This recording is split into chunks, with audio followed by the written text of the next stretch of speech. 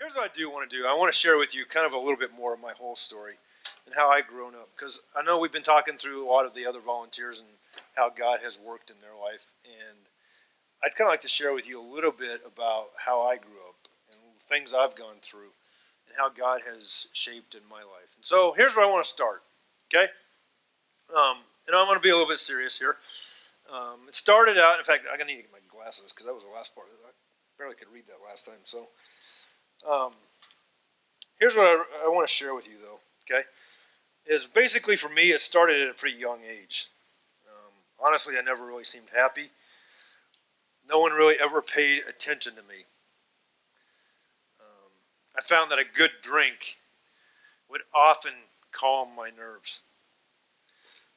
Soon, though, I realized I couldn't go without a drink for more than a couple hours, and it became quite the problem. As time went on, I kept wanting my own independence and wanted to get away from my parents, and they had to just let go. Ultimately, though, that led to me spending a lot of my time behind bars. But at least then I could do what I wanted. Then one day I fell out of my crib. I began to realize I do need help, and I can't do everything on my own. I got jokes.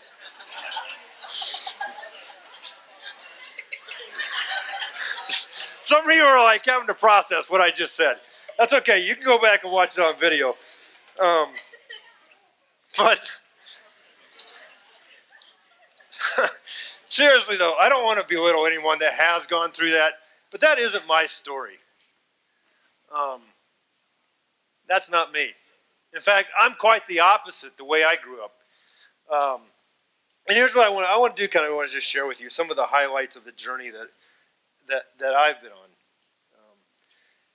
In all seriousness, it really did. For me, it started at an early age.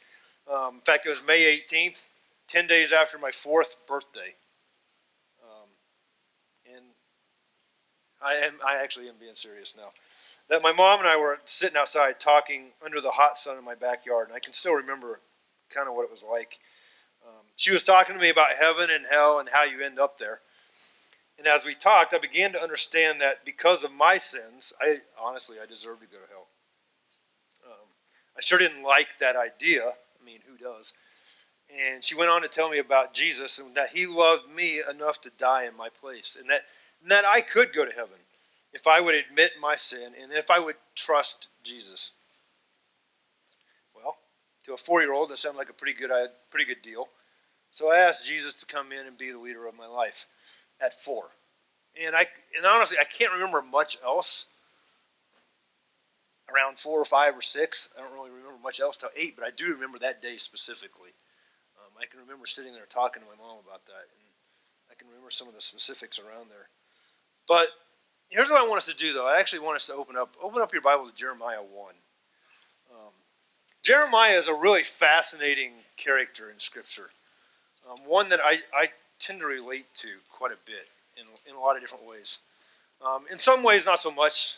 There's some really strange stories in Jeremiah, things that I'm really glad I don't relate to, like the one where he's having to lay naked and prophesy to the people in the middle of the street. I've never done that, nor do I have any desire to. But I do like this. And so if you take a look at Jeremiah 1, and this is where I think it is pretty exciting, okay? And here's what it says, and I've got it on the screen. I've got it in the Message translation here on the screen. But you can read along in your Bible, or you can kind of pay attention with me. He says this. He says, "Before I shaped you in the womb, I knew all about you. Before you saw the light of day, I had holy plans for you. A prophet to the nations. That's what I had in mind for you. But I said, hold it. Wait, Master God, look at me. I don't know anything. I'm just a mere boy." And God said to me, "Don't say I'm only a boy. I'll tell you where to go, and I'll tell you to go there. I'll tell you what to say, and you'll say it. Don't be afraid of a soul. I'll be right there, looking after you." God's decree. That passage has always kind of jumped out at me, and it's always been a passage that's kind of resonated with me in some ways, because I was I became a Christian at a very early age. I mean, at age 4. That's kind of how it happened. And I knew at some point that God had something in store for me. I didn't know what. I mean, like, what do you know it for? I mean, like, oh, I better go inside and eat something because I'm hungry. But that's about it. But honestly, here's where it wasn't anything really fancy. I mean, and I didn't feel really that different. I began a relationship with Jesus. That was about all I knew. Obviously, at that age, it was simple. But then as I think about it, it really, in a lot of ways, still is pretty simple. The truth of the gospel that I once was a sinner, but Christ stepped in to save me and pay the penalty. It's a pretty simple thing in a lot of ways. Through much of my childhood, though, my mom really was alcoholic. And she struggled with a lot of eating disorders as well. I came to find out kind of later. In fact, she had went through rehab 5 different times. And so I grew up in this environment that while she led me to Christ at a very early age, like our home was kind of like this. Like on the outside, you would have said, oh, they're the nice church family that comes to church. My dad would do anything for anyone. And my mom, she knew how to kind of play the game. But at home, it was kind of like this, kind of a mess. It was never like really mean or anything like that. And they were never abusive. But it was more like just almost kind of like disengaged or abandoned maybe. And that's part of my story. And that's part of what I wrestle with in a lot of ways. But after 5 times of rehab, she finally quit. In fact, here's a picture of her. This is not too long ago. I don't know, 3 or 4 or 5 years ago. And so this is my mom. And she's been sober now for 35 years or whatever it is. And she's done a lot of really cool things since then. It was interesting as I grew up though. Like I went through like her becoming sober and then going to AA meetings or Alcoholics Anonymous meetings. I've sat through more Alcoholics Anonymous meetings, or Alateen meetings, and all kinds of things like that. It kind of drives you crazy in some ways, but I continued in the midst of that to grow in my relationship with God. And as I went to church and I understood more about Him. In fact, even in 3rd grade, I found this old picture the other day. This is me. I'm over there with my little string puppet thing. This girl, I remember, she was incredibly hot when I was 8, I guess. I was like, it's great to have her as a camp counselor. That was about all I remembered. And the funny thing was, like, an old friend of mine had posted it, and like I realized she's like a friend on Facebook, or somehow she's connected to somebody. I was like, holy cow, it's weird when things change over 40 years. But anyway, but I remember her, and that was my sister over there too, with her little string puppet thing. That was cool. I remember that camp though. It's kind of crazy. That camp was oh crud, I just went blank. It's down in Ark City, and actually, if you know Richard and Linda Kanabi, they actually worked at that camp, which is a really bizarre thing. Like we were talking about it, and it's like, oh my goodness. But anyway, so as I really began to give control to Christ, when my church got a new youth pastor. I mean, that's for me. Like I did the children's church thing. I went to Awana and I memorized bunches of verses and all that, and it was cool and it was helpful. But really, my spiritual journey really kind of amped up a lot when my church got a new youth pastor in my 7th grade year. He and I became really close, and he began to really challenge me the life that God had commanded. It was definitely a challenging time in my life as I realized I had to wrestle with becoming who Jesus wanted me to be and just trusting Him and realizing that He hadn't really abandoned me. Some of these feelings I had early on, He hadn't abandoned me. And I knew He wanted me to love others and to share Christ with them. But honestly, it was hard. I mean, I remember in middle school and high school that was not an easy thing necessarily. Yet my youth pastor continued to spend time with me doing Bible studies, challenging me at youth group, going out for lunches, just hanging out at his house. I mean, I swear, like especially towards in high school when I got my own car and stuff, like I'd be at his house like all the time. Like I was just part of their family kind of thing. Before long, I joined the servant leadership team thing that he had done, and I began to really kind of feel that God was pulling me towards something more, serving even full time in ministry. And that's also when I met Chuck. Some of you have heard Chuck speak at some of our camps and stuff. He was doing some national youth ministry, discipleship training stuff. And he started speaking at some of our camps. And so that was kind of how my journey began to go along. Here's some old pictures of me. This was kind of like one of our trips that we took one time. This was out to Colorado. I'm sorry it's a little blurry. I think it got kind of stretched and stuff, but here's another one. That's me on the bus with a friend of mine. And again, I apologize for the resolution. It got goofy on us. But here's me with a couple of the youth group friends of mine and stuff. I don't really know what I was doing there other than I think I was signing the cool youth group shirt or something. There's me and my friend Doug, actually. I think he was like a senior at that point or something. And we were singing a song to Old Sally there. Here's me and my old friend Grady. And yet through it all, God continued to use and develop us, continued to develop the college ministry. That I was in charge of the middle school, high school, and all the college group. In fact, here's one of the pictures of our college group. This is some of them. And as you can tell, it was a pretty diverse group, which was super cool, honestly. In fact, even just the other day, the guy in the middle back there, I was just texting him a little bit, and we were talking about this picture, in fact. It's kind of cool. But 3.5 years into it, though, actually, in the midst of that, about a year after, actually, my dad died, we found out that we were pregnant with Audrey. So Audrey does come into the picture. And that was a really highlight. So you can imagine my life went from way down in the dumps to really high to then about a year and a half later, God led us away from First Baptist. And there were some crazy circumstances with that and like all these relationships and friendships I had built, it went from up here, it went down, up, down in a matter of a couple of years. Like my life was all over the place, honestly. And then it was this time where I kind of waited, trying to figure out what God wanted me to do. And I was friends with another youth pastor there at 12th Avenue Baptist, and so I kind of just started helping out with him, going, I don't know what God's doing other than I'm going to do something.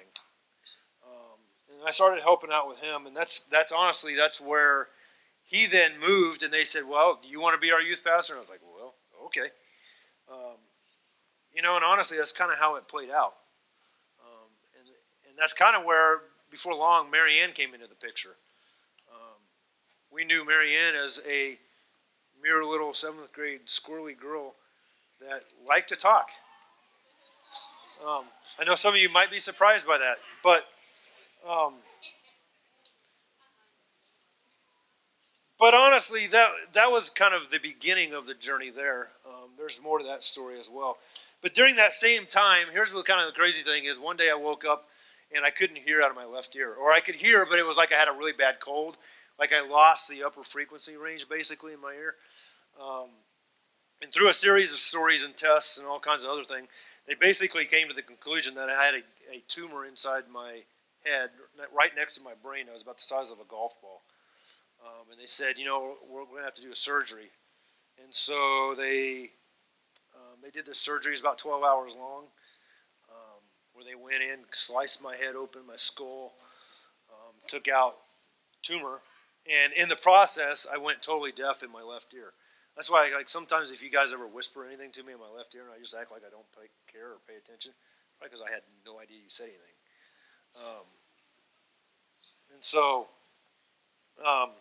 But here's an interesting question, though. It is kind of funny. I used to have a picture of the inside my skull, like looking at my brain. It's kind of sick in some ways. It's kind of cool in other ways, though, because here's the thing I found out about myself. I actually do have a brain. And here's the crazy thing. I know this about every one of you, unless you're like me and I don't know this. Um, None of you have ever seen your brain, so you don't really know that you have a brain.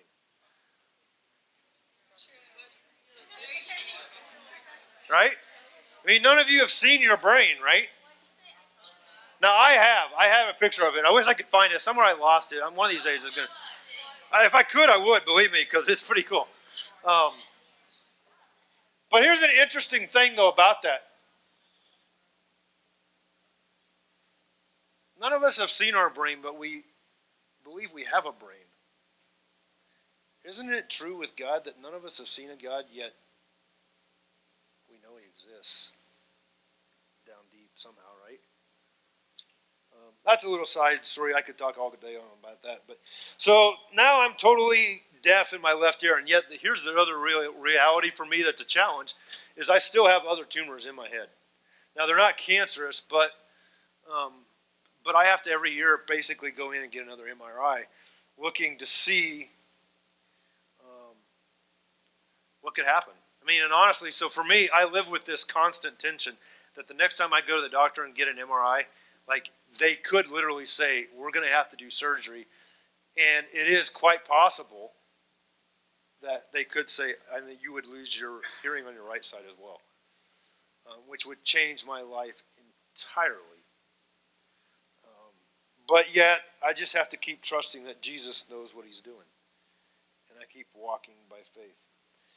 You know, along with that, so in the midst of this, we had two more kids as well. Ryan came into the picture. He came in the picture right during the middle of Super Summer. I was at Super Summer, and there's a whole funny story with that too. But I ended up having to leave Super Summer, rush home, got home to the hospital, and everything was cool. I got there in time, so that was cool. So here's a picture of Audrey and Ryan. Yeah. So now, admittedly, admittedly, the picture is stretched a little, so we all look like midget folk. So, but here's the deal. So then Trevor comes into the picture as well. He comes another 2 years later, oddly enough, right before Super Summer. Like literally, it ended up being a Friday afternoon, and I was supposed to leave for Super Summer on Monday. As you know, that Trevor was born. He was born with a lot of medical complications. And basically, as soon as he was born, we were rushed to Children's Mercy Hospital up here in Kansas City. I didn't make it to Super Summer, obviously. We were okay. The other volunteers took care of it and so forth. But he had to have multiple operations and literally has spent months and months and months in the hospital at Children's Mercy, now spread out over different times and different weeks and so forth. And he's had medical conditions that have really kept us trusting Christ in a lot of different ways. In fact, here's a picture of Trevor in the hospital. Happened to me one day, Luke Hochaver came in to say hi. Trevor had no idea who he was. He was terrified of him. Luke was trying to be a nice guy. Trevor at least smiled for the picture, but was terrified when this guy walks in. Like, I mean, you figure, yeah, that makes sense. But it was kind of cool. So after 3.5 years, though, at 12th Avenue Baptist, where Mary Ann was part of our youth group and so forth, we ended up having to leave. And that was really, really difficult. We had to leave the people that we really loved the most. In fact, honestly, that was Mary Ann and a few other kids that we had really developed a close relationship with. Like, I was legitimately angry with some of the church leadership for a variety of reasons, but a lot of it was based, for me, a lot of it was really dealing with the issue of, I'm going to lose some of these relationships that I have. And it was really hard for me to trust that Christ knew what He was doing in the midst of it. We spent a lot of time wondering what God has in store for us. One weekend, Janie and I drove up to Kansas City just to get away and to kind of spend some time thinking through what does God want for us. And we happened to stop in Gardner. It's kind of a crazy deal. And we just kind of looked around and we kept seeing all these New Life Community Church blue yard signs.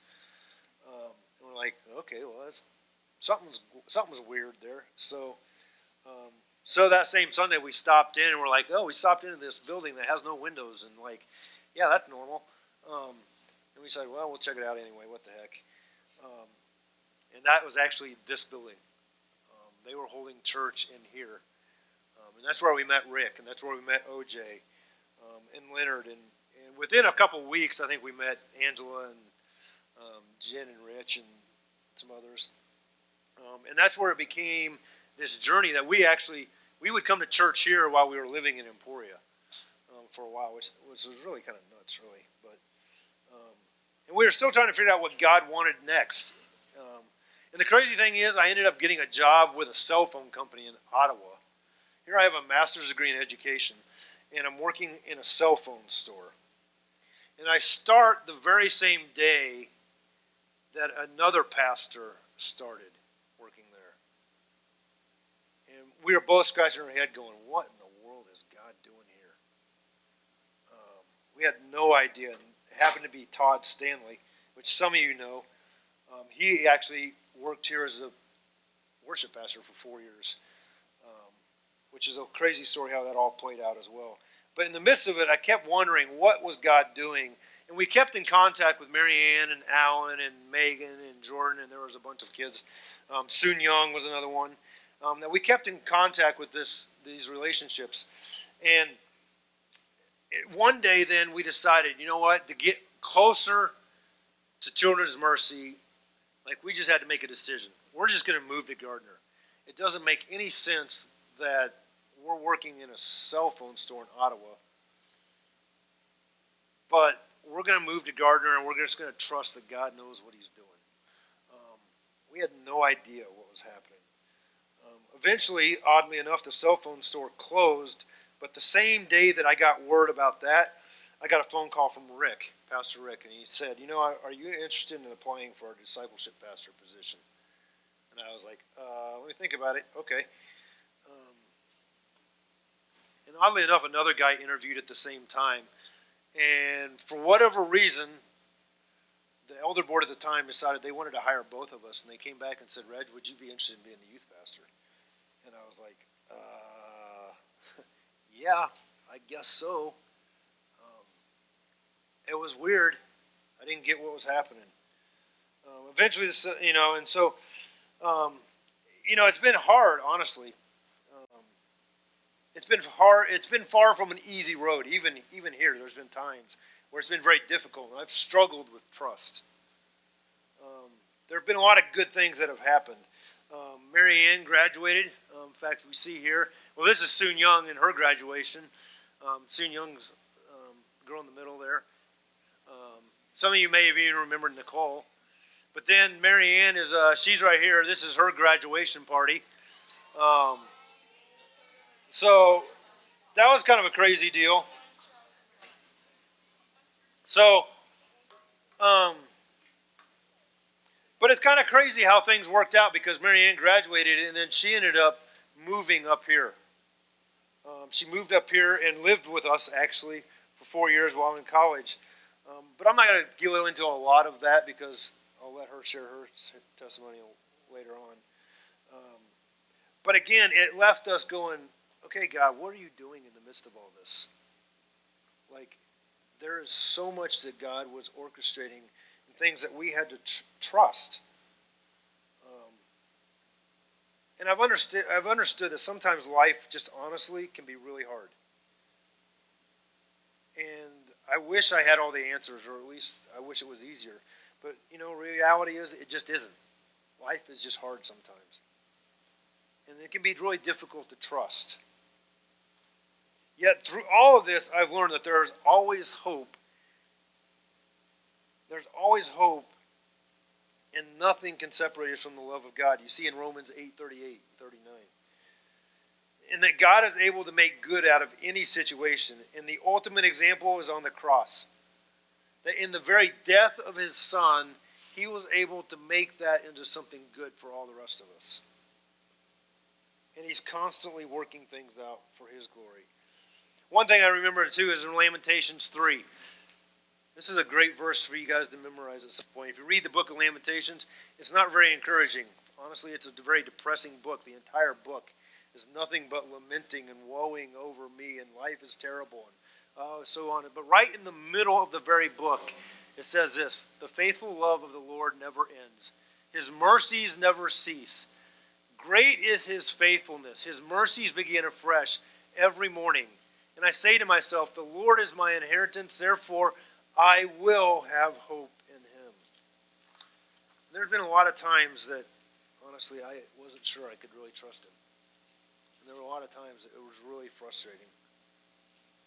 I've also learned that life with him is a great journey and can be very rewarding if I let him lead. And the real honesty is he is still shaping me into his creation. Now, if you would, remember the illustration I said with Jeremiah. Later on, you see in the book of Jeremiah, you see at the very beginning, he says, I have created you and knit you together in my mother's womb. You see later on in Jeremiah this passage where he talks about going to the potter's house.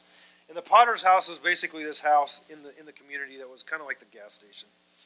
And you see where Jeremiah starts talking about God and that he is the great potter. And sometimes I feel like this, don't you? Where you feel like God is just sitting here molding stuff and he's smashing you and beating you. And you may feel like he kind of puts on like a little bit of a leg or something like that.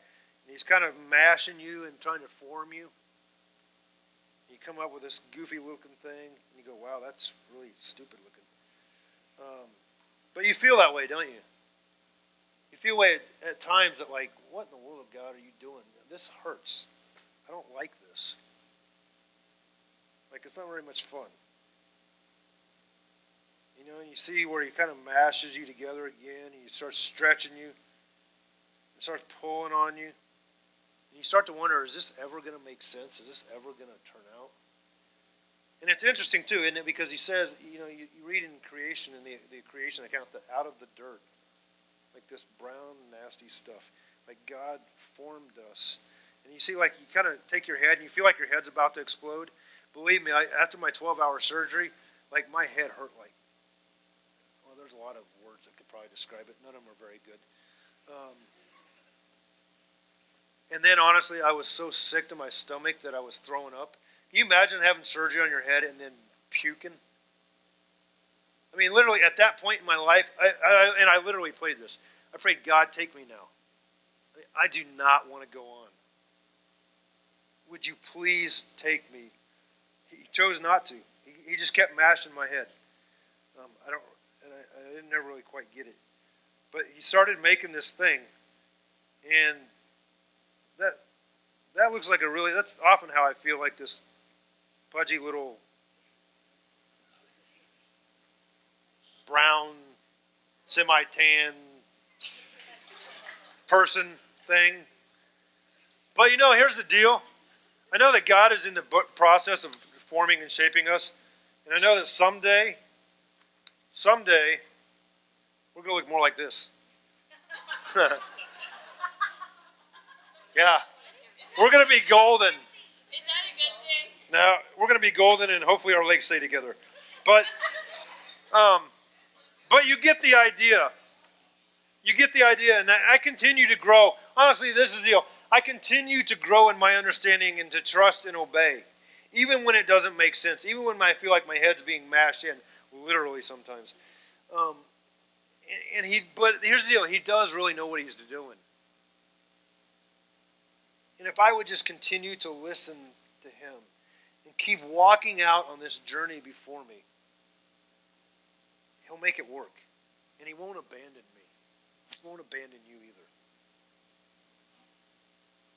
Isaiah 41, which was a verse that actually on that youth trip you saw early on that trip or the one before, I can't remember. One of the adult volunteers said, hey, Reg, I challenge you to memorize this. And it was Isaiah 41, 9 and 10. He said this. He says, I've called you back from the ends of the earth so that you can serve me. For I have chosen you and I won't throw you away. Don't be afraid, for I'm with you. Don't be dismayed, for I am your God. I will strengthen you. I will help you. I will uphold you with my victorious right hand. The Message translation says it this way. You're my servant, serving on my side. I picked you. I haven't dropped you. Don't panic, because I'm with you. There's no need to fear, for I am your God. I will give you strength. I'll help you. I'll hold you steady and keep a firm grip on you. So here's the deal. When you're in the midst of it, and when you're trying to trust Christ, and you don't really get what's happening, and believe me, there's stories beyond stories beyond stories. I could sit and tell you about some of this. And I'd love to do it. If you want to go sit and talk, we can go to Ground House. I can tell you more about all kinds of stuff. But it really boils down to this: am I willing to give up myself and trust Him in the midst of the difficult times, in the midst of the different situations? I grew up with an alcoholic mom with eating disorders. She eventually got straightened out. I went through brain tumors. I currently have brain tumors. And He's mashing me and changing me and forming me. There's other stuff going on. The stuff that I mean, honestly, in some ways I could tell you, in some ways I couldn't. That He's constantly shaping me. And am I willing to trust? Am I willing to trust and believe in something that I can't see? Because we all do it. We all believe that we have a brain, yet none of us have seen it. I've seen my brain. It's not necessarily an encouraging thing, but I have seen it. So let me close this in prayer, and then I'm going to give you some time to get in discussion groups. So let's pray. Father, we just thank you so much for your goodness and your faithfulness to us in the midst of the journey.